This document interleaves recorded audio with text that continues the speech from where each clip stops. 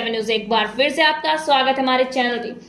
आज हम आपको बताने वाले हैं कि आखिर विवाह बन गया क्यों अपराध की वजह। जी हां, बारामती से खबर आ रही है कि सोना नहीं लाने पर बहू को मार डाला, ससुराल के आंगन में ही घर वालों ने किया अंतिम संस्कार। जी हां, महाराष्ट्र के बारामती में सांगवी गांव में दहेज ना देने पर बहू को मार देने का मामला सामने आया है। मायके वालों ने आरोप लगाया है कि ससुराल वाले अक्सर उसकी बेटी पर दहेज लाने का दबाव बनाते थे, लेकिन जब दहेज नहीं मिल सका तो उसकी बेटी को जहर देकर मार डाला। लड़की की मौत से गुस्साए मायके वालों ने ससुराल के घर के आंगन में ही अंतिम संस्कार कर दिया। इस मामले में बारामती तालुकू पुलिस के थाने ने केस दर्ज कर लिया है। 21 साल की गीतांजलि की शादी साल भर पहले ही सांगवी गांव के अभिषेक तावरे से हुई थी। 24 मई को ही दोनों की शादी की पहली सालगिरह थी। उसके कुछ दिन बाद पति ने गीतांजलि के रिश्तेदारों को फोन कर जानकारी दी कि उसने जहर खा लिया है। जी हां, गीतांजलि को तत्काल बारामती के निजी अस्पताल में इलाज करने के लिए दाखिल किया गया। दाखिल करने पर आगे की जांच के लिए आए पुणे में एक अस्पताल में भर्ती कराया गया। गुरुवार सुबह 8 बजे करीब इलाज के दौरान उसकी मौत हो गई।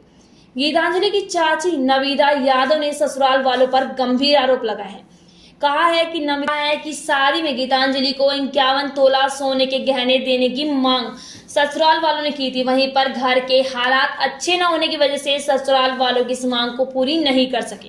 तो वहीं पर शादी के कुछ दिन बाद से ही गीतांजलि के सास और ससुर ने मायके से सोने के गहने और कपड़े लाने के लिए ताने मारने शुरू कर दिए।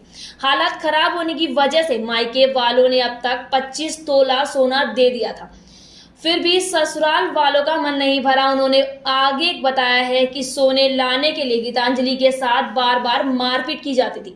उससे नाराज होकर गीतांजलि कुछ दिनों के लिए मायके भी चली गई थी, पर रिश्तेदारों ने उसे समझा बुझाकर फिर ससुराल भेज दिया। 2 दिन पहले उसकी शादी की सालगिरह थी। उन्होंने आरोप लगाया कि केक काट कर सालगिरह मनाने के बाद गीतांजलि को उसके पति ने सास ससुर और नन ने पिटाई की थी और जहर देकर मार डाला। गुरुवार सुबह इलाज के दौरान गीतांजलि की मौत हो गई। इसके बाद मायके वालों ने उसका अंतिम संस्कार ससुराल वालों के आंगन में ही करने का फैसला किया। इससे गांव में तनाव बढ़ गया। 100 से ज्यादा पुलिसकर्मी तैनात किए गए।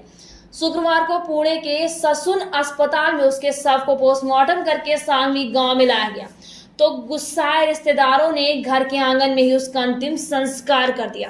तो यदि क्राइम न्यूज इसी तरह की खबरों के लिए बने रहिए हमारे साथ और देखते रहिए इंडिया 24x7 न्यूज। धन्यवाद।